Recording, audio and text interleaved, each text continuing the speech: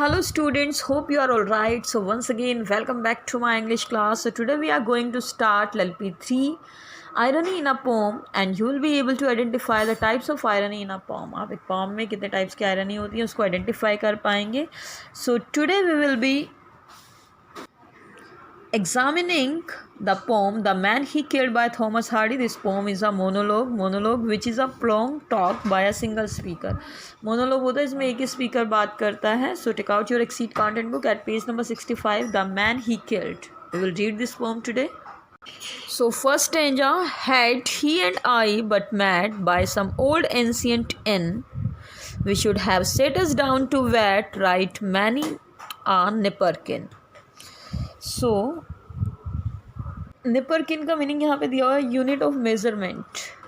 So the speaker recalls a time, उसे एक time याद आता है when he shot a man in the war. जैसे कि टाइटल से ही पता चल रहा है कि the speaker has shot the man.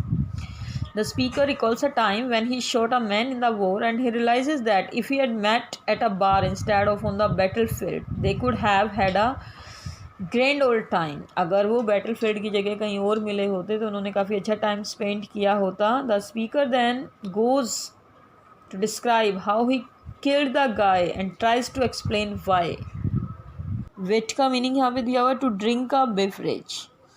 सो अगर हम बैटल फील्ड की जगह कहीं और मिले होते तो हमने साथ में ड्रिंक की होती और बहुत अच्छा टाइम स्पेंड किया होता. But raised as infantry and staring face to face, I shot at him as he at me and killed him in his place. So speaker कहता है क्योंकि बैटल फील्ड में थे उसने मुझ पे गोली चलाई, मैंने उस पर गोली चलाई और मैंने बिल्कुल उसी जगह उसको ऑन द स्पॉट मार दिया. I shot him dead because he was my foe, क्योंकि वो मेरा एनिमी था. Just so my foe of course he was, that's clear enough although. और यही बात काफ़ी है बताने के लिए कि वो एनिमी था तो मैंने उसे मार दिया. He thought he would list perhaps off and like just as I was out of work had sold his traps. No other reason why. Offend means without previous thought or consideration, बिना सोचे समझे. So in the last the speaker says that war जो है बहुत ही strange होती है. आप किसी साथी को मार गिराते हो और अगर कहीं और मिलते तो आप उसके साथ अच्छा टाइम स्पेंड कर सकते हो. So what is happening in the poem, who is the speaker, who is talking, who is he talking to, किससे बातें कर रहा है, which type of irony can we identify. This is a narrative poem in which the speaker tells the story of when he killed another man during a war. ये एक narrative poem है, उसमें वो एक story share कर रहा है कि जब उसने war के टाइम में एक आदमी को मार दिया था. The specific audience of the story is unclear. ये पता नहीं चल पा रहा है कि किससे बातें हो रही हैं. However, the tone suggests that the speaker is informally talking with someone. Tone से पता चल रहा है कि speaker जो है like friendly behavior कर रहा है, friendly tone में बात कर रहा है. The poem has dramatic irony because as readers we are aware that the man is killed before the poem even begins due to its title. Title poem का है ना The Man He Killed, तो पढ़ने से पहले ही हमें पता चल गया है कि इसमें किसी को स्पीकर ने किल किया है. सो इस तरह से ड्रामेटिक आयरनी है यहाँ पे. Situational irony is present because the speaker kills a man that he otherwise would have been friends with. Situational irony है क्योंकि वॉर प्लेस पे उसने किल कर दिया है फेलो को, लेकिन कहीं और मिले होते तो वो फ्रेंड बनते, अच्छा टाइम स्पेंड करते. So how are these types of irony effective, इस टाइप की आयरनीज कैसे इफेक्टिव हैं. How did they contribute to the theme of the poem, और पोम के थीम में कैसे कॉन्ट्रीब्यूशन मिलता है. The entire poem represents one ironic reality, the reality of war.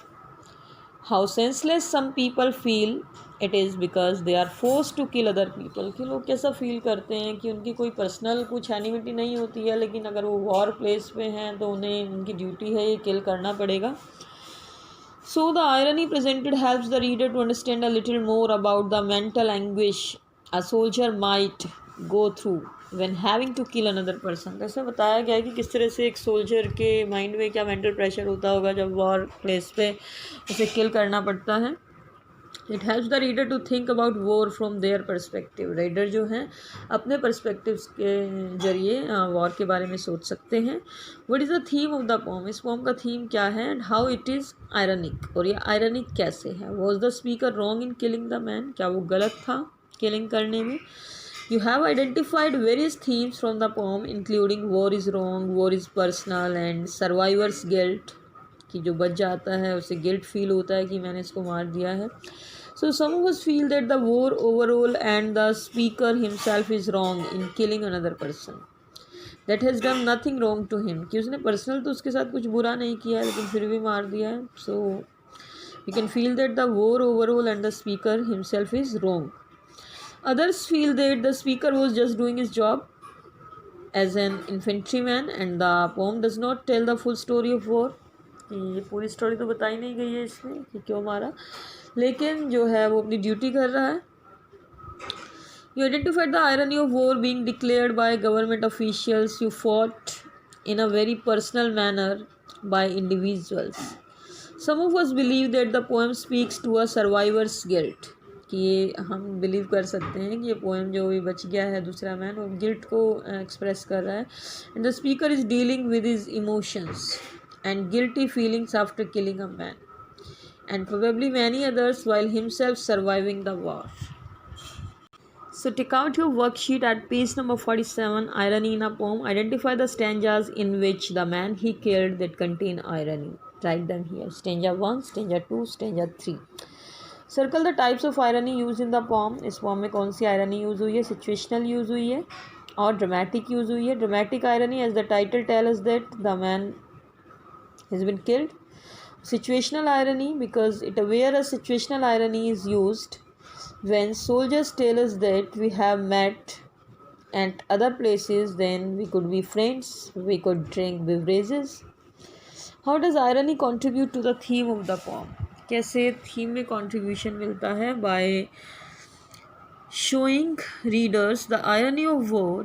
You have two men who have never met, could become friends, yet automatically view each other as friends, as enemy. Author seems to emphasize dilemma to reader to speaker calling war was curious.